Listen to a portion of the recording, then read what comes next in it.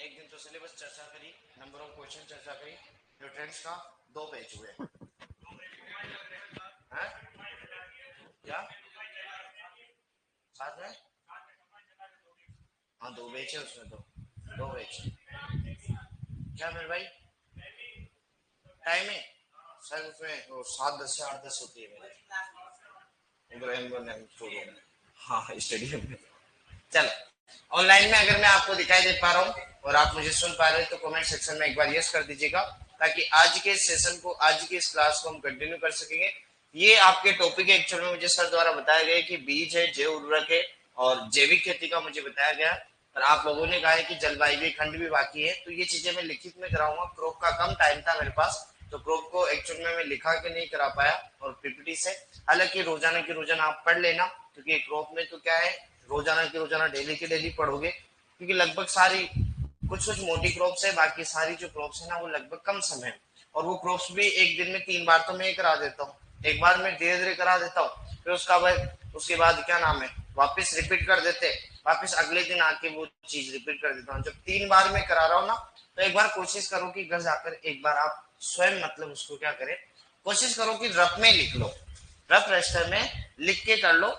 उससे थोड़ा सा ज्यादा बेटर ऑप्शन रहेगा, क्योंकि वो थोड़ा लिखित में क्या है, क्योंकि आपने एक्सटेंशन, एग्रीकल्चर एक्सटेंशन पढ़ी है क्या, उसमें एक साइंटिस्ट सेल नाम से है, उसने यूं कहा था कि अगर किसी चीज को अगर आप देखते हैं तो 10% सीखते हैं, और सुनते हैं तो 20% सीखते हैं, और करते हैं तो सीखते हैं, और देखकर सुनकर और करके तीनों करते हैं तो तीनों का ऐड हो जाता है। तो ऐसे होता है, मतलब पैटर्न है सीखने का, क्योंकि सभी के सीखने की कैपेसिटी अलग अलग होती है। कल अपनी एक तो उड़द रह रही थी है ना, तो क्या नाम है, पहले एक तो रेड ग्राम वाला नहीं, चिकपी, चिकपी खोलेंगे, इसमें एक बाकी बची हुई है, तो उससे पहले एक बार मैं रिवाइज करा रहा हूँ, जैसा कि अपन हर रोज ही करते।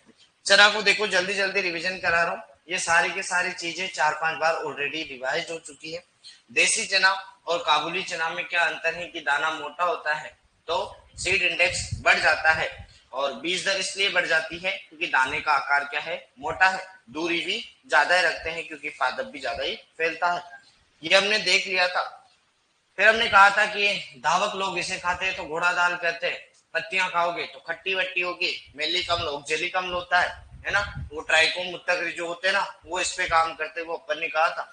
चने वने में मतलब शीर्ष भाग को हटा देते हैं, क्योंकि शीर्ष भाग अपने को चाहिए नहीं, पौधा सीधा खड़ा हो अपने को कोई काम का नहीं। पार से शाखाओं की वृद्धि, ज्यादा फूल, ज्यादा फल, ज्यादा उत्पादन, बस यही चाहिए। या तो बेड़ों को ऐसे नहीं, गाय भैंसों को छोड़ दो पूरा पौधा खत्म हो जाए, बेड़ों को छोड़ना, टिब्बा हार्मोन कर सकते हैं, सी सी सी साइको सेल कर सकते हैं। ये रिवीजन है मतलब कल का। फिर देखो हमने कहा था मतलब सर्दी में उगाते हैं, तो हमें पता है ठंड चाहिए, मतलब ठंड के मौसम में तापमान आपको बता रखा है रबी का C3 पादप होता है, खरीफ की दलहनी फसलें इपीजियम, और अपने रबी वाली हाइपोजियम, तिलहनी फसलों में भी बताएंगे अपने एपीजीएल होती है, कुछ बताएंगे अभी है ना, तो ये बता ही दिया। इसमें आपको कहा था कि C306 जो होती है वो अपने गेहूं की किस्में असिंचित क्षेत्र में, हालांकि वो काबुली चने की भी होती है, और C235 ये अपने किसकी है, इसकी। फिर आपको बताया था राधे अवरोधी सम्राट वर्धा, राधे प्रचलित है और बाकी की क्या है, उगटा रोग के प्रति प्रतिरोध। अवरोधी याद रखना है स्पेशली, क्योंकि अवरोध करती है। उगटा बेल्ट कवक जनित फ्यूजेरियम ऑक्सीस्पोरम मृदा से लगता है, क्योंकि केला में पनामा बेल्ट अम्लीय मृदाओं में, और अमरूद में उगटा बेल्ट सारे मतलब मिट्टी में इसका कवक जीवित रहता है। तो भूमि को उपचार करो ट्राइकोडर्मा, न कि ग्रामा, ग्रामा अंड परजीवी है जो कि कीटों के अंदर रोगों कर देता है, याद रखो। फिर देखो ये ग्रीष्मकालीन गहरी जुताई क्यों करते हैं, ताकि मिट्टी में उलट पुलट हो जाए, ताकि कवक मर जाए। कीट एक ही हेलिकोरपा आर्मीजेरा, दवाई डालोगे HANPV, Helicoverpa armigera nuclear polyhydroxy virus, ये दवाई डालते हैं, इससे क्या हो जाता है, इसका खात्मा हो जाता है। फिर ये कुछ किस्में हैं, किस्में वगैरह देख लेना, किस्में वगैरह आपको बताए रखी, राधे अवरोधी और वरदान सम्राट, ये वाली याद रखना। फिर देखो ये चने की उगटा की है। फिर मूंग को चालू किया था, मूंग के बेसिक चीजें कही थी, विघ्ना मूंगा मत कर देना, विघ्ना मूंगा इसका नहीं होता, विघ्ना रेडिएटा। मूंगा किसका होता है, उड़द का मूंगा होता है, विघ्ना रेडिएटा। चल मूंग है, हरे रंग की है, तो अपने को कहते हैं ग्रीन ग्राम, वो रोगियों के सबसे ज्यादा खाने चाहिए क्योंकि प्रोटीन की मात्रा सबसे ज्यादा 25%, अपने चने में बेचारी 21% ही रहती है, सभी दालों में 22 से 24 रहती है बाकी। तो अपने एक को तो चने की याद रखनी, एक मूंग की याद रखनी। अब ये मूंग कब उगाते हैं? तो खरीफ में उगाते। कब उगाते हैं? खरीफ में उगाते हैं। पुष्प क्रम वगैरह बता दिया। वही खरीफ के अनुसार, तो खरीफ की सभी दालें क्या होती है? एसडीपी, और वो रबी की क्या होती है? Long day. और एक डीएनपी होती है, वो कौन है बोलो? हाँ, सूरजमुखी और बताओ, मक्का, मक्का, सूरजमुखी, बंक, गेहूं, तंबाकू, कपास, ये क्या होती है? डीएनए। बहुत बढ़िया। चल बीज दर देखो, बीज दर 3 की है, 3 की देखो, बीज दर का टोटका ही मेटू क्या आपके यार है?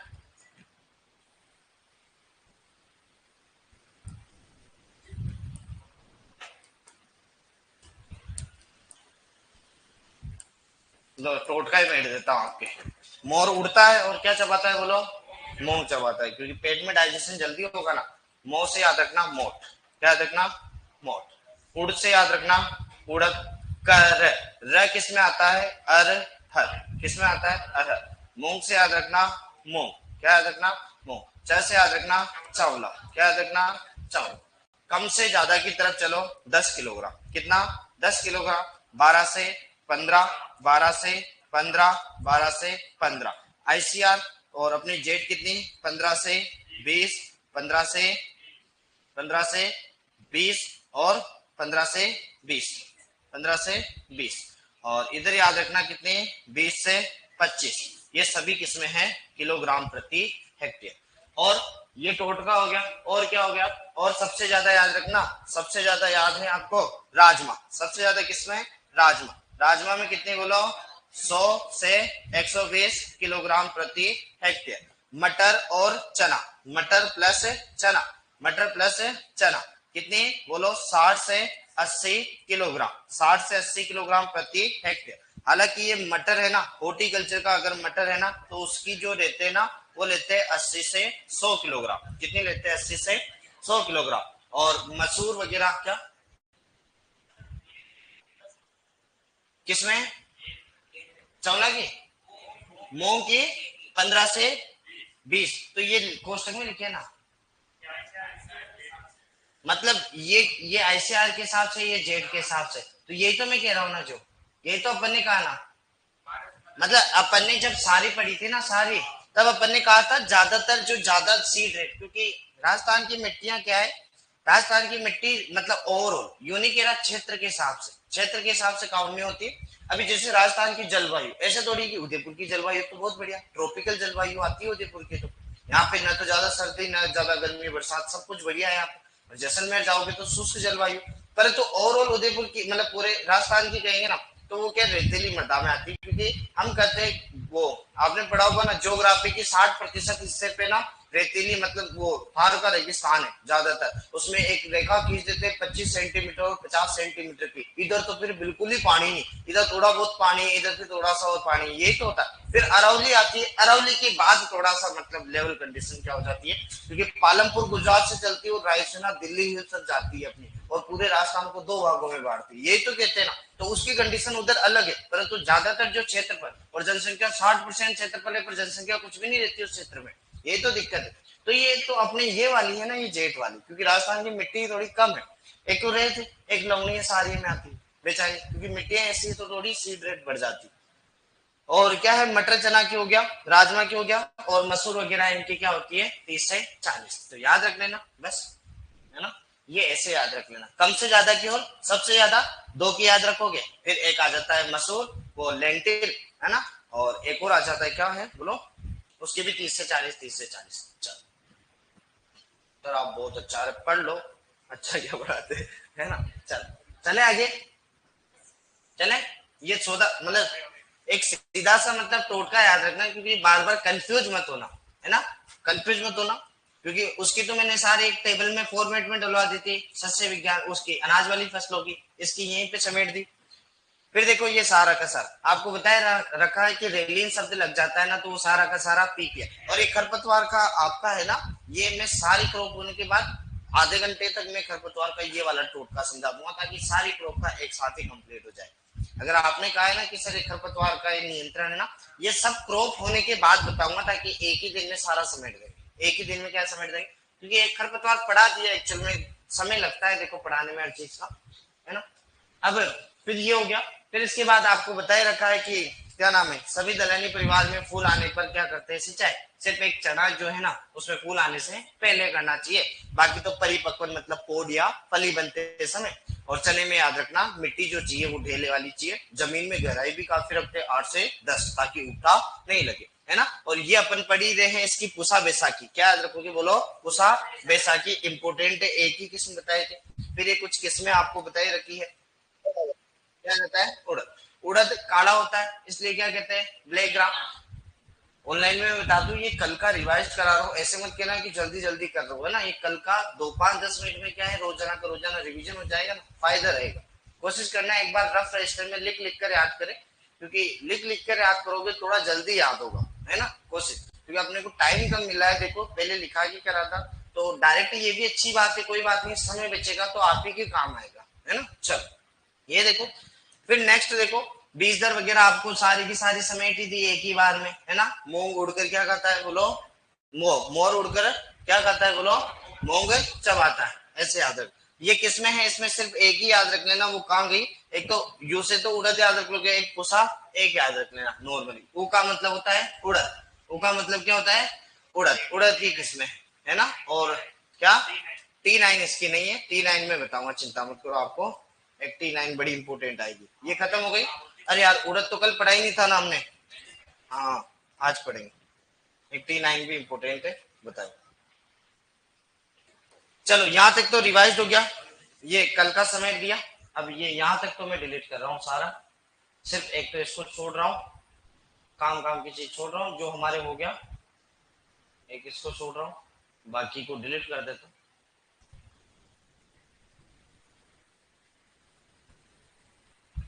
उड़द, चलो उड़द तो कल पढ़ाई नहीं था अपन ने ना, उड़द। चलो आज क्या चालू करेंगे बोलो, उड़द।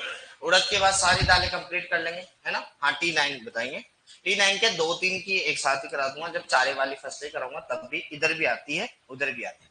अब देखो ये कौन से रंग का होता है उड़द, काले रंग का, क्योंकि छिलका बाहर का होता है ना वो काला काला होता है, इसीलिए क्या कहते हैं ब्लैक ग्राम। ग्रीन हरा हरा होता है मूंग, मूंग हरा होता है इसीलिए क्या कहते हैं उसे ग्रीन ग्राम। और क्या नाम है वो अपने तुअर जो होता है ना, तुअर तुअर वगैरह वो कैसी थोड़ी सी लाल लाल दिखाई देती है, हल्की सी तुअर की दाल थोड़ी सी लाल दिखाई देती है, याद रखना। और कलर सारी दालें तो पता है ना आपको, सभी देख रखी है दालें, ऐसा तो नहीं है कि ये दाल नहीं जानते। राजमा किडनी जैसी दिखाई देती है क्योंकि मोटी मोटी सी होती है राजमा, तो वो थोड़ा सा वो होता। और क्या नाम है मूंग हो गया, उड़द भी देख रखा है, उड़द सफेद सफेद और एक छोटा सा काला सा, है ना। चौला भी देख रखा है, चौला तो सारी देख रखी है तो कोई दिक्कत नहीं। वानस्पतिक नाम क्या होता है उड़द का बोलो, विग्ना मूंगो। क्या है ये उड़द, उड़द का वैज्ञानिक नाम क्या है बोलो, विग्ना मूंगो। सभी दलहनी परिवार का एक ही कुल, लेग्यूमिनेसी या पेपेलियोनेसी, या फिर इसी को फेबेसी कहते हैं, क्या कहते हैं फेबेसी। बताओ सभी खरीफ की दालों के अंदर क्या आते हैं उत्पत्ति स्थान, भारत, क्या है बोलो भारत। और गुणसूत्रों की संख्या खरीफ की दालों में 22, एक ही मात्र है कौन है कुल्थी, कुल्थी के कितने बोलो 24, कितने बोलो 24। खरीफ की दालों में अंकुरण ईपीजी क्या पाया जाएगा, ऊपर आना, ईपी मतलब ऊपर आना। कि किस प्रकार आता है देखो एक फोटो, ये फोटो वगैरह भी दिखा देते हैं। ईपीजीएल क्या होता है, पहले तो गूगल खोलेंगे यहाँ पे, गूगल ईपीजीएल और hypogeal, epigeal and hypogeal. Epigeal, EP मतलब होता है ऊपर, ईपी मतलब होता है ऊपर। देखो इसमें क्या हो रहा है, ये इसमें दोनों फोटो है तो बढ़िया है ना। मतलब बीज अगर ऊपर आ जाता है, ये बीज जमीन में डाला पर पहले इसका रूट का फॉर्मेशन हुआ, और इस रूट ने क्या कर दिया जमीन में से पूरे के पूरे सीड को क्या कर दिया बाहर निकाल दिया, ईपी मतलब ऊपर निकाल दिया खरीफ के दालों में।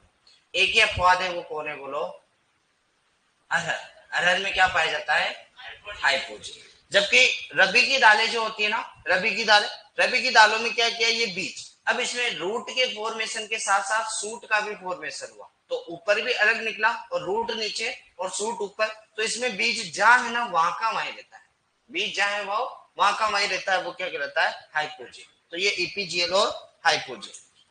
तो और रबी की दालों में एक अपवाद है, कौन है, राजमा, राजमा है ना। ज्यादातर तो हाइपोजेल पाया जाता है, कुछ कुछ जैसे खरीफ की दाल, एक कुछ तिलहनी फसलें हैं, मोस्ट ऑफ यू कहते हैं कि तिलहनी फसलों में ज्यादातर क्या मिलता है, तो इपीजेल ऊपर आ जाती है तिलहनी फसलों में, क्योंकि बीज छोटा होता है ना, तो जमीन से ऊपर उठना आसान होता है। जैसे तिल का बीज है ना, जैसे सरसों का बीज है, आसानी से आ जाता है। फिर देखो परागण, परागण पूछे तो सभी दलहनी परिवार में क्या होता है, स्वपरागण। बहुधा पर परागण होता है अरहर में, किसमें, अरहर में।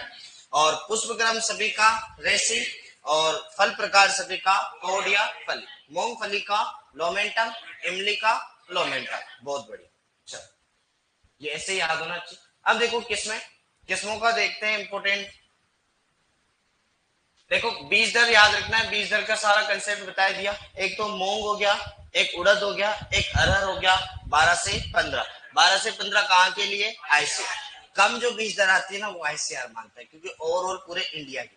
पर बीज दर बढ़ जाती है ना तो समझ लेना वो जेट मतलब अपने एग्रीकल्चर सुपरवाइजर के लिए, क्योंकि अपने यहाँ की मिट्टी थोड़ी कमजोर है, तो बीज दर अपने को बढ़ानी पड़ती है। ज्यादातर केसों में ऐसा देखा गया। तो 12 से 15 अपने काम की नहीं, कितने काम किए, 15 से 20। अपने चाहे मूंग ले लो, अपना चाहे उड़द ले लो, और अपना चाहे अरहर ले लो, 15 से 20, 15 से 20, 15 से 20। और आईसीआर मानने का मतलब अगर सेंट्रल लेवल का पेपर दोगे तो 12 से 15। चल फिर देखो खरीफ की किस्में, पूसा एक, Mars number 1, JU2T98, Pant U19, 26, 36, ये नंबर 55। और जायद की पूसा एक T9, थोड़ा सा याद रख लेना, T9 एक आधी जगह और बता देंगे, तो T9 थोड़ा सा याद रखना, इसको गोला कर देना। एक ही को याद करोगे तो क्या याद करोगे, T9। फिर G31 हो गया। विशेष किस्में में ये T27 को याद रख लेना। ये किस्म क्या होती है, लता के रूप में फैलती है। लता का मतलब इसमें गुच्छे बनते हैं, मतलब फैलाव ज्यादा होता है। फैलाव क्या होता है, इसमें ज्यादा होता है। एक पंत उड़द 19, पंत उड़द 26, पंत उड़द 36। ये जातियां क्या होती है, पीला मोजेक रोग के प्रति क्या है, प्रतिरोधी। पीला मोजेक रोग क्या होता है, येलो वेन मोजेक वायरस होता है। देखो कुछ ने पीत सिरा मोजेक वायरस भी कहते हैं, ये भिंडी में भी होता है, पीत सिरा मोजेक वायरस। मोजेक वायरस जो होता है, वायरस ये जो होता है फैलता किससे है, तो फैलता ये यहीं पर लिख रखा है, वायरस या विषाणु से। हालांकि ये खुद कभी नहीं फैलता, ये फैलाता है कोई ना कोई एक वाहक होता है, जिसका नाम है क्या, सफेद मक्खी। और ये सफेद मक्खी क्या है, मतलब रस चूसक कीट है। ये क्या करती है, रस का मतलब रस को चूसने वाली रस चूसक कीट है। और रस चूसक जो कीट होते हैं ना, तो इनके लिए क्या है, सर्वांगी कीटनाशी दवाइयां डालते, क्या डालते हैं, सर्वांगी कीटनाशी दवाइयां डालते। सर्वांगी कीटनाशी दवाइयां देखो एक ही बार याद करा रहा हूँ, इमिडाक्लोप्रिड, डाइमिथोएट और मेथिल डिमेटो। तो ये काम में आती है, एक तो इमिडाक्लोप्रिड, इमिडाक्लोप्रिड, और imidacloprid, dimethoate, dimethoate, imidacloprid, dimethoate और मेथिल डिमेटो, मेथिल डिमेटो। ये दवाइयां काम आती है डिमेटो। ये हालांकि काम एफिड के लिए भी आती है ना, थ्रिप्स के लिए भी आती है।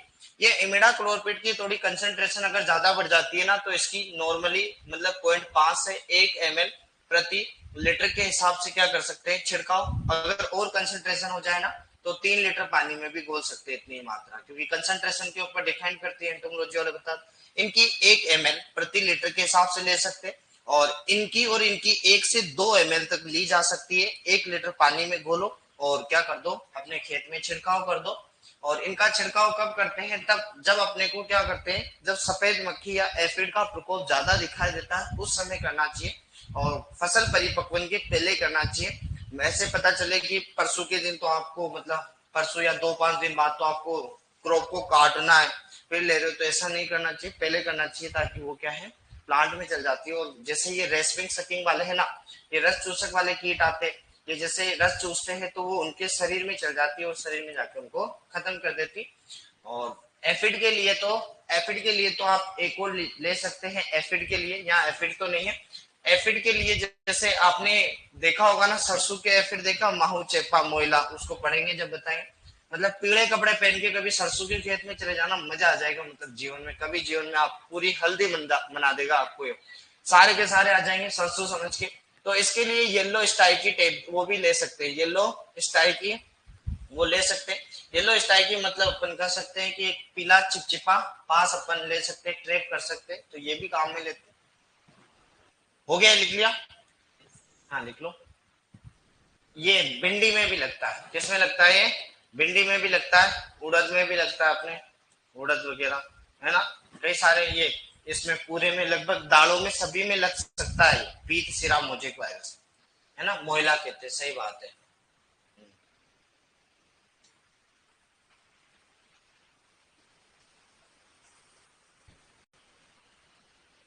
हाँ दिलकुश भाई, रिचका वर्षिम सबकी है T9 क्या करें, कई सारी किस्में आती है जो कॉमन रहती है। चले आगे, जैसे मल्लिका मूंगफली की भी, आम की भी।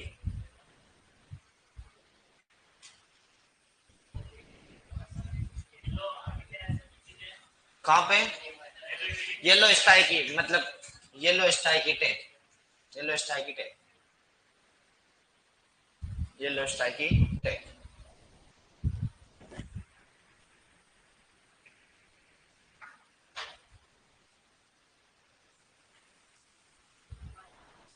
फ्री बैठे रहते हो तो आ जाया करो उधर, बैठ जाया करो उसमें, पर लेट होते हैं उसमें 7:10 से 8:10।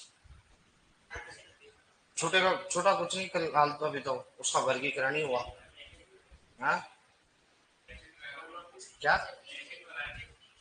बेसिक नहीं, उसमें वो करा रहा हूँ, हो सकता तो मतलब वो शुरू से ही चल रहा है। पहले दिन तो सिलेबस चला था, कल तो सिलेबस के बारे में और इंट्रोडक्शन कराया। नोट्स दे देना उनके, वो सारा लिखित में करवाऊंगा ऐसे। बाकी बैठो तो बैठ जाना, कोई दिक्कत नहीं, इतनी जगह तो है कि बैठ सकते हो, इतनी जगह तो बैठ, बस देख लेना तुम्हारे साथ।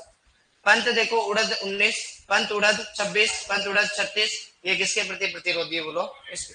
एक ही याद रखना चाहो तो टीरा।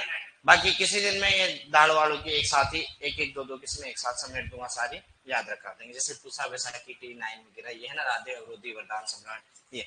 पर एक बार पढ़ना तो सही, क्योंकि वैसे एक एक पेज का भी नहीं है ये। अब उड़द के बाद अगला जो आएगा वो कौन सा आएगा बोलो? मटर, टी।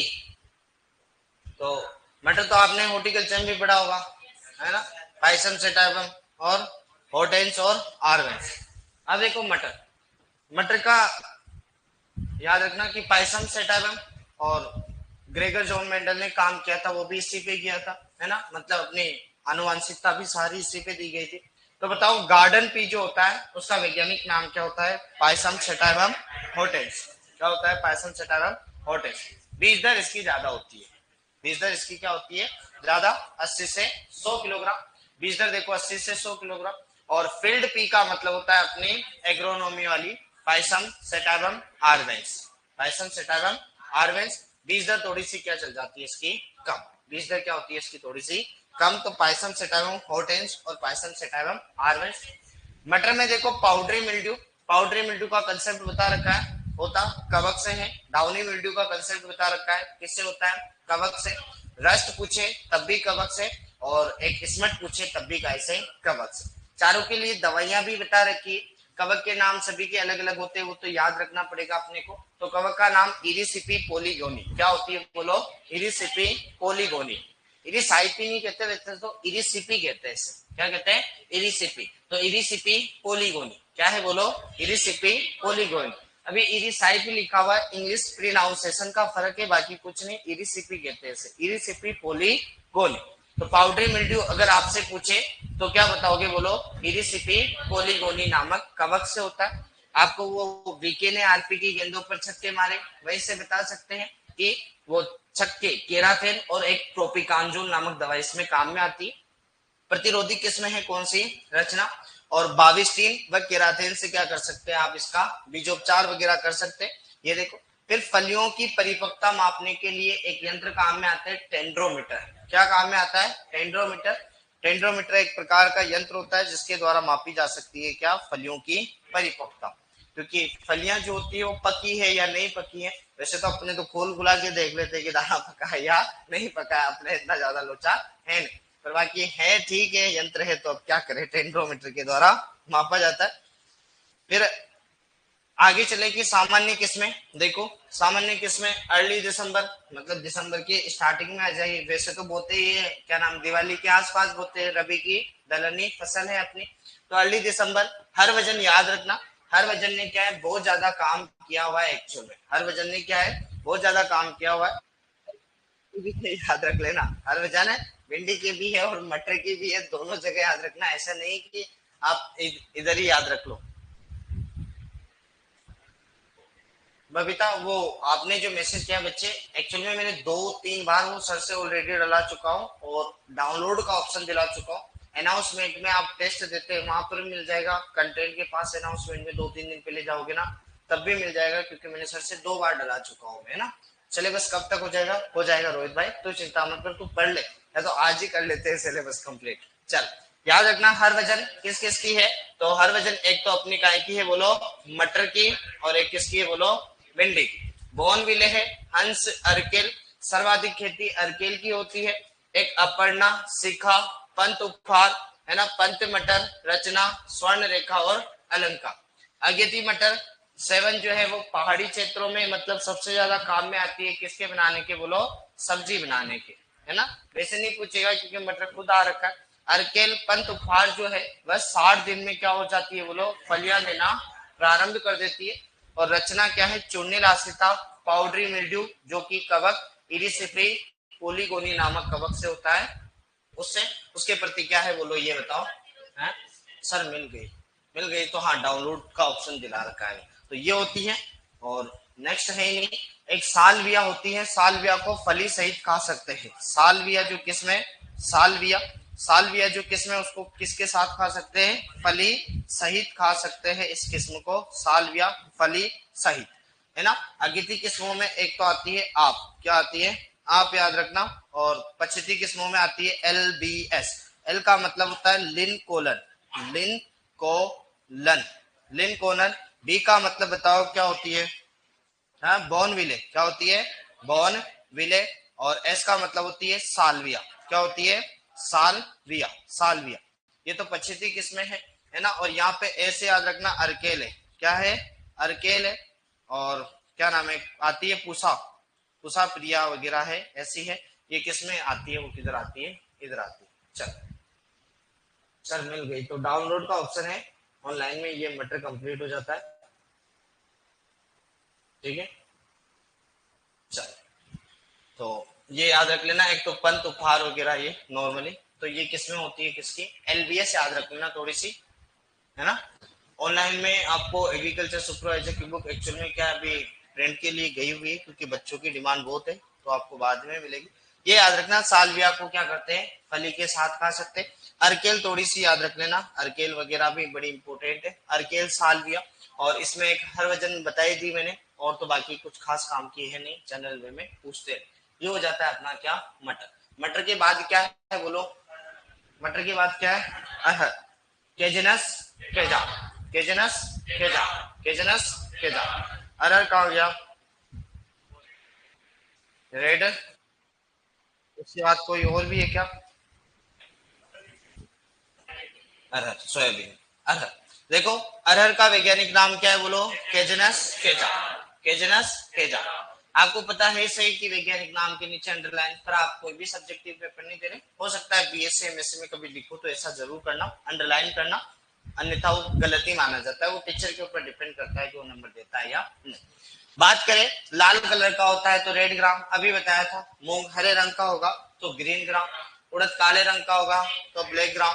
अपना अरहर जो होता है लाल लाल होता है तो रेड ग्राम। और क्या नाम है वो, राजमा का दाना किडनी जैसा आता है तो उसे किडनी बीन कहते हैं। तो ये कुछ अन्य नाम मोटे मोटे तौर पर याद रखना। पिजन पी किसे कहते हैं बोलो, अरहर को क्या कहते हैं, पिजन। फिर देखो कुल सभी का एक ही है, लेग्यूमिनेसी, फेबेसी, पेपेलियोनेसी।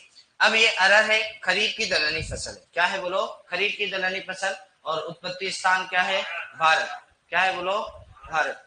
और अफ्रीका किसका है फिर बताओ? चावला। अफ्रीका किसका है? चावला। अब एग्रो ओ अनाज वाली फसलों में किसका है? ज्वार का। ज्वार के साथ बाजरा का। ज्वार को सहारा का जंगल, और अपना बाजरा के अंदर कौन सी कोशिका है? मोटर सेल कोशिका। और इसमें क्या है? ये क्या है? उत्पत्ति स्थान इसका भारत, जबकि अपने चौले का क्या आएगा? अफ्रीका। चल देखो, खरीफ की दलहनी परिवार में गुणसूत्र की संख्या 22। खरीफ वालों में क्या पाया जाता है? ईपीजीएफ। खरीफ वालों में क्या पाया जाएगा? ईपीजीएफ। खरीफ वालों में क्या पाया जाएगा? बोलो ईपीजीएफ। ये यहाँ याद रखनी, ईपीजीएफ। ये क्या है? बोलो ये है यहाँ पर अपवाद। क्या है? बोलो अपवाद। तो पूछने की संभावना क्या है? इसी की है पूछने की। हालांकि बीच पढ़ाऊंगा तब क्लियरली करा दूंगा वहां पे। परागण देखो, परागण सभी दलहनी परिवार में क्या होता है? सभी दलहनी परिवार में क्या पाया जाता है? स्वपरागण। क्या पाया जाता है? स्वपरागण। पर क्या है? बोलो ये भी अपवाद। क्या है? अपवाद। क्या पाया जाएगा? बहुधा परपरागण। क्या पाया जाएगा? बहुधा परपरागण। मतलब उन्हीं चीज पे फोकस करें ना जो इंपोर्टेंट है। बाकी पुष्पक्रम सभी दलहनी परिवार का क्या है? रेसिड। वही फल प्रकार क्या है? कोड या फल। क्या होता है? बोलो कोड या फली। चलो आगे चले। आगे देखो, एक तो होती है बहुवर्षीय और एक होती है एक वर्षीय। एक तो होती है बहुवर्षीय, एक होती है एक वर्षीय। बहुवर्षीय से ब याद रखोगे जिसमें काम हो जाएगा, बाकी तो आगे का लफड़ा ही नहीं। ब से क्या याद रखना है? ब याद रखना।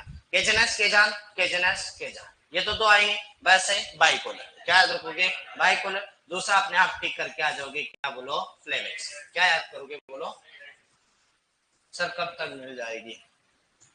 मिल जाएगी भाई, मिल जाएगी ना। चलो, तो केजनस केजान फ्लेवेक्स और केजनस केजान बाइकोलर। याद रखना, बाइकोलर जो है ये उत्तरी भारत में ज्यादातर उगाई जाने वाली किस्म है, या फिर उत्तरी भारत में ज्यादा इसकी खेती होती है। और एक वर्षीय जो होती है ये दक्षिणी भारत में ज्यादा होती है। क्या होती है? दक्षिणी भारत में। यूं कहते हैं कि ये दक्षिणी भारत में होती है, तो इनका जो परिपक्वन टाइम या फिर इनकी क्रॉप जो होती है ना, इसमें टाइम थोड़ा सा ज्यादा लगता है। तो अपन कह सकते हैं कि ये देरी से पकती है। क्या होती है? ये नहीं, ऊपर वाली क्या पकती है? देरी से। ये वाली देरी से पकती है और ये क्या पक जाती है? जल्दी पक जाती है। क्योंकि ऊपर कंडीशन, उत्तरी भारत में कंडीशन थोड़ी सी ठंडी ठंडी है ना, तो उधर थोड़ी सी समय लग जाता है। तो मुख्यतः याद रख लेना कि ये बाइकोलर है, ये उत्तरी भारत में ज्यादा काम में आती है। और फ्लेवेक्स वाली है, ये कौन से भारत में? बोलो दक्षिणी भारत के अंदर ज्यादा काम में आती है। अगेती किस्मों में देखो, ये प्रभात ऐसी किस्म है ना, देखो बताइए कि सबसे कम समय में जो पकने वाली किस्म है कौन सी है? प्रभात याद रखना। प्रभात एक उपास 120 दिन में पककर तैयार होती है। एक बार ऐसे जेट वगैरह में इनमें प्रश्न आए थे कि सबसे कम समय में पकने वाली किस्म, हालांकि ऑप्शन में और कुछ भी नहीं थे, ये प्रभात कुछ नहीं थे, तो उसमें जवाब उपास गया था।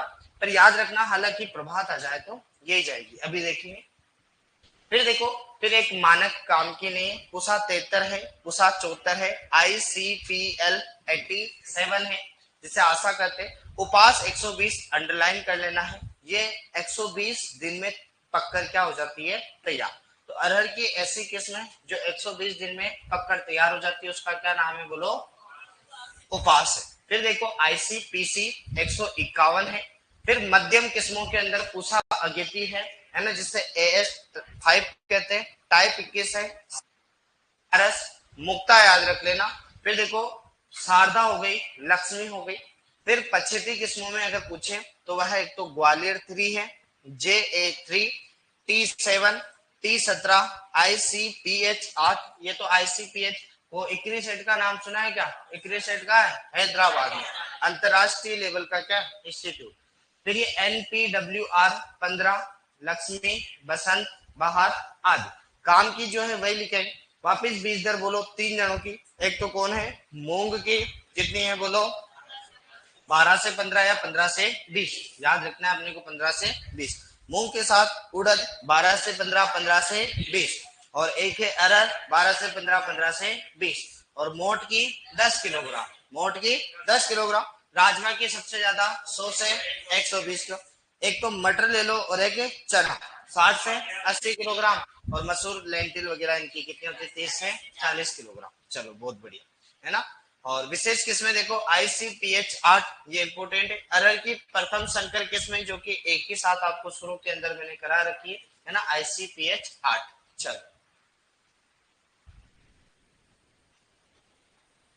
चल फिर देखो मुक्ता NPWR 15 KWR 1 ये उगटा रोग के प्रति प्रतिरोधी है। अपने कहा था कि उगटा रोग तो लगता ही है क्योंकि ये तो जमीन का है दलहनी परिवार में। एक तो पाउडरी मिल्ड्यू कॉमन है, सभी दालों में लगेगा, सभी दालों में पाउडरी हो चाहे दाउनी है, सभी दालों के अंदर लगता है, सभी के अंदर। फिर उगटा, उगटा भी सभी में लगता है, सफेद मक्खी सभी में आती है और एफिड सभी में आता है क्योंकि मोस्ट ऑफ ज्यादातर ये आते ही है क्योंकि इनकी पत्तियां मोटी होती है ना, तो रस चूसने के लिए तो कीट आते हैं और कीट जब जब आएगा तब तब रोग फैला के जाएगा। यही तो चीज है। पाउडरी मिल्ड्यू कवक से हो जाता है ना, क्योंकि बरसात के टाइम क्या नमी होती है मेन बात, और बरसात के टाइम नमी जब होती है ना, सबसे ज्यादा दाद खाज खुजली बरसात के समय होते हैं, देख लेना सबसे ज्यादा, क्योंकि बरसात में क्या है वायुमंडल के अंदर नमी ज्यादा होती है, जब नमी ज्यादा होती है तो कवक सबसे ज्यादा एक्टिव सक्रिय होते हैं, कीट भी सबसे ज्यादा बरसात के समय लगते हैं। ये एंटोमोलॉजी वाले से कभी पूछना, क्योंकि क्या है इनकी बिलों में, ये गर्मियों में डोरमेंसी सुसुप्ता अवस्था में रहते हैं, जैसे पानी भराता है बिलों के अंदर, ये सारे के सारे कीट क्या है बाहर निकल जाते हैं और सबसे ज्यादा बरसात में अपने को कीड़े मकोड़े सबसे ज्यादा दिखते हैं। इनके पंख भी आ जाते हैं, मतलब इनकी मौत आ जाती है, तो लास्ट बार ये नेचुरल फ्लाइट करते हैं, मतलब तो उसी में इनकी जनसंख्या बढ़ती है, अंडे उंडे सब उसी टाइम पे देते हैं। फिर देखो बाहर मुक्ता बंदिता रोग प्रतिरोधी है क्योंकि स्टेरिलिटी आ जाती है, अभी पढ़ेंगे इसमें। फिर देखो अरहर की शीघ्र पकने वाली, मैंने कहा था ना कि प्रभात अगर ऑप्शन में आए तो सारे ऑप्शन कट जाएंगे, अगर प्रभात ऑप्शन में आए तो क्या हो जाएंगे, सारे ऑप्शन कट जाएंगे क्योंकि लगभग कितने दिन में कंप्लीट हो जाती है 120। पर ये हालांकि आया नहीं और मानक किस्मों मतलब पूछा ही नहीं गया, मानक का कभी पूछा ही नहीं गया, आया डायरेक्टली यही है उपवास 120। तो ऑप्शन के अकॉर्डिंग देख लेना, अगर प्रभात दिखे तो ऑप्शन में किसको चूज करना है, प्रभात को। पर अगर प्रभात नहीं आया, मानक नहीं आया, तो फिर अपने आप क्या जाएगा, उपास 120। तो ये 110 दिन में, ये लगभग 115 दिन में और ये लगभग 120 दिन, तो याद रखना। हाँ एक सर जी अच्छा करवाया है। चलो फिर देखो क्या कमेंट करते रहते हो तुम। प्रभात प्रभात सबसे कम समय में पकने वाली किस्म है, फिर है मानक, फिर क्या है उपास 120। याद कौन सी रखनी है अपने को, एक तो प्रभात ऑप्शन में मिलेगा, ज्यादातर मिल जाता है क्योंकि अपने को उपास उपास कर दे, अगर वो नहीं मिले तो क्या जाएगा बोलो, उपास, क्योंकि अगर ये भी कम ही देता है कम से कम। फिर देखो अरहर में बंदिता रोग स्टेरिलिटी मोजेक वायरस फैलता है जिससे कौन सा इडियोफाइट, वैसे इडियोफाइट कहते हैं, इसे इडियोफिट इंग्लिश में, तो इडियोफाइट माइट एफिड कहते हैं, क्या कहते हैं, इडियोफाइट माइट एफिड कहते हैं। ये इस रोग को फैलाता है और इस रोग में क्या होते हैं देखो, तो फूल फल नहीं लगते तथा पकने में भी क्या होता है, देरी होती है और पौधा हमेशा क्या रहता है, हरा। एक्चुअल में क्या होता है देखो कि जैसे कपा ये अरहर का पौधा है, अरहर अरहर का ये पौधा है, अब जैसे ये पौधा है इसमें क्या होता है कि इरियोफाइट इरियोफाइट इरियोफाइट आता है और एक रोग फैला जाता है जिसका नाम क्या है बोलो, sterility sterility sterility mosaic virus होता है, मोजेक वायरस एक्चुअल में ये आता है। और इस पौधे में जब भी ये रोग लगता है ना, तब दिक्कत क्या होती है, दिक्कत ये होती है कि इसकी एक तो फ्लावरिंग फ्लावरिंग और फ्रूटिंग दोनों की दोनों अफेक्टेड हो जाती है, फ्रूटिंग। तो आपको जब भी आप क्रॉप देखोगे ना, तब क्रॉप सूखेगी भी नहीं, सूखेगी नहीं, हमेशा देखने पर आपको दिखाई कैसी देगी, हरी, क्योंकि अपने को पता है ना जब फसल पकती है तब थोड़ी थोड़ी पीली पड़ने लग जाती है, तभी तो अपन कहते हैं कि यार काटने का समय आ गया। सही बात है, दानों में नमी की मात्रा कम हो जाती, आपको दिखेगी हमेशा क्या, हरी भरी, पर ना तो फूल लगेंगे न क्या लगेंगे फल, मतलब समय बहुत टाइम लेती है अगर ये आ जाता है। तो इसके लिए भी सर्वांगी कीटनाशक डाल दो। तो याद रखना देखो बंदेता रोग स्टेरिलिटी मोजेक वायरस आता है, फैलाता कौन है, इडियोफाइट माइट्स जो होती है वो फैलाती, और सर्वांगी कीटनाशी, फल फूल नहीं लगेंगे और टाइम भी क्या लेगी, पकने में भी क्या लेगी बोलो, टाइम लेगी, और पौधा कैसा दिखाई देगा, हमेशा हरा। ये गजब का चीज है। फिर इसमें फिर अगला देखो प्रतिरोधी किसमें, देखो पंत A3 हो गई, उपास 120 हो गई, ये तो बताए रखा। पंतनगर, पंतनगर में जानते हैं क्या क्या है बोलो, GB GB PUT GB PUAT Govind Vallabh Pant agriculture Pant university of agriculture technology 1960 में स्थापना हुई। कब हुई थी? 1960 में। पहला एग्रीकल्चर की यूनिवर्सिटी भी यही है। फतेहपुर सीकर वाला जो है वो केवीके, वो दूसरा केवीके। कौन सा है? दूसरा। राजस्थान का पहला केवीके कहाँ खुला था बताओ? पुदुचेरी नाम सुना है कुछ ऐसे? अच्छा। फिर देखो फसल तथा रोग का नाम, ये अरहर का उगटा, वही बात है। कवक, फ्यूजेरियम ऑक्सीस्पोरम, जमीन के द्वारा, मिट्टी के द्वारा। रोग रोधी किस्मों में देखो मुक्ता है ना, अमर हो गया, आशा, आजाद 15 का उपयोग। मुक्ता को इसीलिए अंडरलाइन कराया था कि मुक्त है कौन से रोग के लिए? उगटा रोग के लिए। कौन से रोग के लिए? उगटा रोग के लिए। हाँ, नहीं पढ़ा रहे, तेज नहीं पढ़ा रहे, तुम तो कह रहे हो आज ही कोर्स करा दो। आज कैसे कराया? तुम आज ही रोटी खा लो महीने भर की है। अगर तुम आज ही रोटी खा लो अगर महीने भर की, कोई तो कह रहे कि सर आज ही करा दो, कोई कह रहे कि तेज मत पढ़ाओ, इतना धीरे पढ़ा रहे। दालों को 3 दिन ले लिया जाए, 1 दिन में समेट देते हैं कभी। फिर देखो अगली क्रॉप क्या आएगी? सोयाबीन। सोयाबीन का तगड़ा है, सोयाबीन से प्रश्न आएगा। देखो सोयाबीन से प्रश्न आएगा, याद रखना। हमारे 2015-16 के टाइम पे क्या है, हाड़ोती में मतलब कीट आया था, गर्डल बीटल, सारी सोयाबीन नष्ट करके चला गया, सारी की सारी सोयाबीन नष्ट कर। तो उसी टाइम 16-17 के पेपरों में ये देखने को मिला था, बराबर यही कीट आया, यही कीट आया। फिर उसके बाद कीट का नियंत्रण हो गया, फिर कभी दिखाई। सोयाबीन से प्रश्न आएगा क्योंकि सोयाबीन का ट्रेंड ज्यादा है। क्योंकि सोयाबीन क्या है, एक तो अपन कह सकते लेग्यूमिनेसी परिवार का राजा है सोयाबीन। क्यों कह दिया? ये ऐसा है कि प्रोटीन और तेल दोनों मात्रा में। पर याद रखना, तेल ज्यादा निकालते पर ज्यादा होता नहीं है, होता तो 20% है। जबकि प्रोटीन कितना होता है? 40। जबकि दाल के रूप में कभी सोयाबीन काम में लेते हैं। कारण इसमें एक लाइफोक्सीडेज नामक एंजाइम पाया जाता है। आपको दाल पचने नहीं देगा, दाल पचने नहीं देगा, मतलब पाचन क्षमता कम होती है दाल की। मूंग सबसे ज्यादा, फिर प्रोटीन भी काफी ज्यादा, उसमें पाचनशील एंजाइम पाए जाते हैं, है ना, सारे के सारे। तो मूंग सबसे ज्यादा। और इधर सोयाबीन बेचारा दाल के रूप में काम में नहीं आता। सोयाबीन के देखो ग्लाइसिन मैक्स है, ग्लाइसिन मैक्स। वैज्ञानिक नाम तो क्या होता है सोयाबीन का, बोलो तो? सोयाबीन। सोयाबीन का वैज्ञानिक नाम जो होता है वो होता है ग्लाइसिन मैक्स। क्या होता है बोलो? Glycine max. Glycine max. कुछ इंपोर्टेंट फैक्ट बताता हूँ जो मुझे हमेशा अच्छे लगते हैं, और कई बार उनके शॉर्ट्स वीडियो बनाए भी जा सकते हैं क्योंकि बड़े इंपोर्टेंट है। ग्लाइसिन मैक्स, बाकी चीजें तो अपन बात कर लेंगे क्योंकि कॉमन से आएगी। सारे गुणसूत्र, संख्या, परिवार क्या बताऊं, वही लेग्यूमिनेसी परिवार, वही चीजें जो काम की चीजें वो है वो बताता हूँ। इसकी देखो, इसे एक तो अपने दलहनी परिवार है ना, लेग्यूम, लेग्यूम का क्या कहते हैं बोलो? राजा कहते हैं। क्या कहते हैं? लेग्यूम का राजा कहते हैं।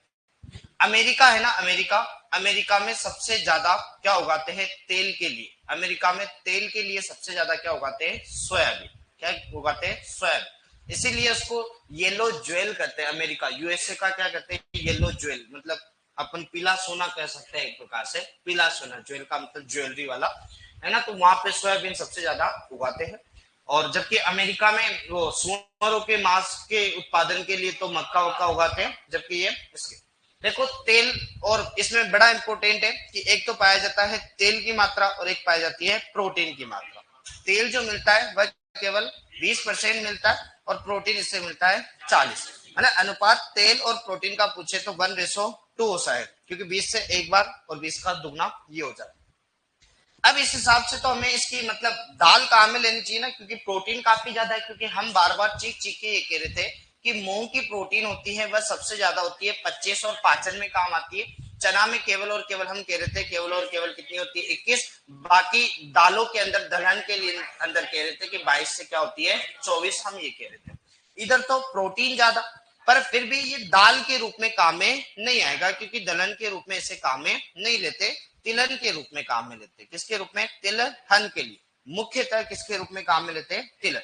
तिलहन के लिए कि दलहन के लिए क्यों नहीं? क्योंकि इसमें लाइफोक्सीडेज, क्या है? लाइफोक्सीडेज डेज नामक एक एंजाइम पाया जाता है। क्या पाया जाता है? एक एंजाइम पाया जाता है जो क्या करता है? इनहिबिटर, जो वो इनहिबिटर के रूप में काम करता है। इनहिबिटर मतलब अवरोधक के रूप में काम करता है, याद रखना, इनहिबिटर के रूप में। और यूं कहते हैं कि इसकी दाल वाल पचती कम है। इसका पाचन जो होता है, पाचन में थोड़ी सी क्या है? पाचन थोड़ा सा कम होता है, इसलिए दाल वाल के रूप में काम में नहीं लेते, याद रखना। इसको दाल के रूप में काम में नहीं लेते। अब ये सोयाबीन वगैरह में क्या है, आपने एक बायोटेक पढ़ी होगी, क्या पढ़ी होगी, बायोटेक। बायोटेक में आपने कहा होगा कि बोलवर्म के प्रति प्रतिरोधी बीटी कॉटन वगैरह बनाई थी, है ना। तो बीटी तंबाकू भी बना हुआ है, बीटी तंबाकू बना हुआ है, बीटी सोयाबीन भी बनी हुई है, बीटी सोयाबीन भी बनी हुई है, और बीटी कपास भी बना हुआ है, बीटी कपास भी बना हुआ है। यूं कहते हैं कि एग्जैक्ट तो नहीं, पर सर्वप्रथम में ये बनाया था 1987 के आसपास तंबाकू बनाया था, है ना, बीटी तंबाकू। बीटी तंबाकू के बाद फिर विश्व के अंदर बीटी सोयाबीन बनाया था। फिर लगभग 2002 में हमारा भारत ने कपास को तो अप्रूवल दे दिया, क्योंकि ये बायोटेक में जो जेनेटिक इंजीनियरिंग के द्वारा जो भी चीजें बनाई जाती है ना, उसे जेनेटिक इंजीनियरिंग वो एप्रेसियल कमेटी, नया नाम तो इसको एप्रेसियल है, पहले इसको अप्रूवल कमेटी कहा करते थे। अभी नए जो रिसर्च पेपर है उसमें एप्रेसियल कमेटी आती है, पर हालांकि किताबों में अपडेट नहीं हुआ, किताबों में अपडेट नहीं हुआ तो ए का मतलब अप्रूवल है, ए का मतलब क्या है, अप्रूवल। तो अब ये किसके लिए बनाया गया, इनमें क्या है, जैसे कीट वीट लगते ना, तो कीट वीट लगते हैं तो ये कीट का थोड़ा सा क्या है, नुकसान थोड़ा सा कम हो जाए, इसलिए ये बीटी बनाया गया। फिर बाद में सब्जियों अब्जियों में खूब सारा काम हुआ, हालांकि बीटी के बाद फिर बीटी बैंगन वगैरह भी बनने लगे, बीटी भिंडी बन गई, भिंडी के बाद टमाटर बन गया, है ना, ये दालें वाले बनने लग गई। पर गवर्नमेंट ने, भारत की सरकार ने क्या कहा कि बीटी का मतलब होता है बेसिलस thuringiensis, बीटी का मतलब क्या होता है, बेसिलस thuringiensis। ये एक प्रकार का जीवाणु है जो कि पाया जाता है मृदा के अंदर, किसके अंदर, मृदा के अंदर, और इसे निकाला और इसका जीन निकाला, क्या निकाला, जीन निकाला। ज्यादातर जीन हालांकि अलग अलग होते हैं सभी क्रॉप के लिए, पर बता रहा हूं, जैसे क्राई फर्स्ट ऐसी, क्राई सेकंड एबी, ऐसे नाम सुने होंगे, बीटी मक्का बनी हुई है ना। तो एक क्राई जीन निकाला, क्या निकाला, क्राई जीन, और इसको फसलों के अंदर क्या कर दिया, ट्रांसफर कर दिया। और ट्रांसफर जीन गन मेथड वगैरह अलग अलग मेथड होती है, उनके द्वारा ट्रांसफर किया। ट्रांसफर करने के बाद क्या है, ये फसल के अंदर निष्क्रिय अवस्था में गया, कौन सी अवस्था में, निष्क्रिय। अगर मानव खाएगा तो मानव के शरीर में ये निष्क्रिय अवस्था में रहेगा, मतलब नुकसान नहीं पहुंचाएगा। पर कोई भी कीट इसे खाएगा तो कीट के जैसे उधर उधर का मतलब पेट में जाएगा, और पेट में ये पीएच के अंदर पीएच लेवल को इनबैलेंस करेगा, और उसका पेट का पाचन, पेट क्या हो जाएगा, पेट में छाले पड़ेंगे, छाले पड़ने के बाद वहां पर फफोले पड़ेंगे, और पूरे के पूरे कीट को क्या कर देंगे, खत्म। इस प्रकार से क्या होता है इसका। हाँ जी गुरुदेव, समय सीमा समाप्त, 2 मिनट ऐसे 5 मिनट लेट लगी थी यार क्लास, 5 मिनट लेट लगी थी क्लास, 2 मिनट, हाँ सच में नहीं पूछना, 2 मिनट। देखो तो इनहिबिटर तो ये पूरे की वो पेट जो रहता है उसका पूरे पेट में क्या होता है, पूरा पेट फट जाता है और कीट वहीं पर मर जाता है। गवर्नमेंट ने कहा कि हम सारी चीज को अलाउड कर सकते हैं, परंतु कारण ये बताया इन्होंने कि अभी तक तो ये मानव के शरीर में क्या है, इनएक्टिव है, मान सकते, तो भविष्य में हो सकता है म्यूटेशन, क्योंकि हुगो डिवरीज ने कहा कि अचानक होने वाला आनुवांशिक परिवर्तन उत्परिवर्तन या म्यूटेशन होता है। उसने कहा कि हो सकता है भविष्य में ऐसा कोई उत्परिवर्तन हो और मानव के शरीर में भविष्य में हो सकता है एक्टिव हो गया, और एक्टिव होने के बाद मानव के शरीर में अगर ऐसा किया तो फिर उसका कोई नियंत्रण नहीं होगा, क्योंकि लगभग दुनिया उसे खा चुकी होगी कहीं सारी, तो सारी जनसंख्या एकदम खत्म हो सकती है। पर कपास में ऐसे कि कपास खाने की चीज नहीं, कपास पहनने की कपड़े फाइबर के रूप में, तो इसमें कोई नुकसान नहीं पहुंचाएगा। तो इसलिए गवर्नमेंट ने सिर्फ बीटी कपास को वो अप्रूवल दिया, बाकियों को क्या कर दिया, बैन कर दिया। पर मार्केट में हाँ कुछ विदेश, अगर विदेश की कुछ कंट्रीज हालांकि अलाउड करती होगी तो करती होगी, पर भारत की कंट्री तो अपने अलाउड नहीं करती, सिर्फ बीटी कॉटन को क्या करती है, अलाउड करती है। ये कुछ कॉमन चीजें हैं, देखो ग्लाइसिन मैक्स लेग्यूमिनेसी परिवार का सदस्य, हालांकि बताने में तो एक चीज पहले बता देता हूं ताकि कल आकर डायरेक्टली इसको बांट ही लेंगे, है ना। चल फिर देखो सोया का क्या है, सोयाबीन का एक बड़ा अच्छा चीज बताता हूँ। सोयाबीन का दूध निकाला जाता है, और ये दूध 1 किलो सोयाबीन से लगभग 6 से 7 लीटर। और याद रखना दूध जो होता है ना, दूध गाय भैंस का, इसके अंदर न तो आयरन होता है न विटामिन सी होता है। एक अच्छी चीज ये है कि इसके दूध में तो विटामिन सी भी होगा और आयरन भी होगा।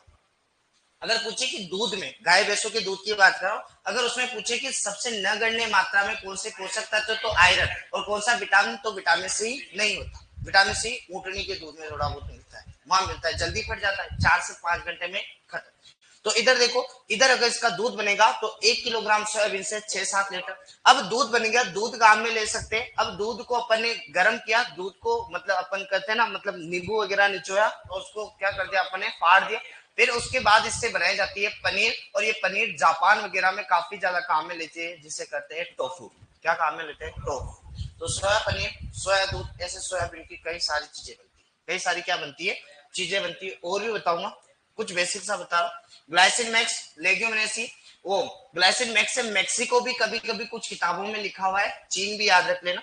और गुणसूत्रों की संख्या 40, आपको एसएमएस बताया था ना, एसएमएस 40 40 80, सोयाबीन, मूंगफली, शुगर के। फिर ईपीजीएफ और क्या नाम है, रेसिन, पोड, स्वपराग। कल आकर रिवीजन कराऊंगा, ज्यादा माथा बच्ची मत करना। ग्लाइसिन मैक्स, प्रोटीन और तेल का अनुपात कितना है, 2 अनुपात, ये बता दिया। सोयाबीन में प्रोटीन 40, तेल की मात्रा 20। कल आकर कराऊंगा, चिंता मत करना। अमीनो अम्ल क्या है बोलो? लाइसिन। क्या है? लाइसिन। बोनलेस मीट करते हैं, क्योंकि आपने वो सोया चाप वगैरह खाया होगा ना। हालांकि सोया चाप, सोयाबीन का कम सेवन करना चाहिए महिलाओं के लिए, स्पेशली गवर्नमेंट मेडिकल साइंस कहती है कि महिलाओं पुरुष को कम का मतलब सोयाबीन का सबसे कम, एक सोया चाप वगैरह ये खाओगे ना तो एक्चुअल में, कल परसों में एक वीडियो देख रहा था, एक्चुअल में गायनेकोलॉजिस्ट कभी डॉक्टर से मिलना, ये तो यही तक करा रहा हूँ। पीसीओडी, हालांकि आप जानते नहीं, एक डिसऑर्डर होता है अक्सर, मतलब भारत की यूं कहते हैं कि 20% वीमेंस इस रोग से मतलब ग्रसित है। हर तीसरी चौथी विमेन जो होती है ना, वो पीसीओडी या पीसीओएस इस डिजीज से मतलब ग्रसित है। तो उसका नियंत्रण के लिए काम में आती है, मतलब खराब रहती है ये चीज, अच्छी नहीं रहती। रेट बताओ कितनी है?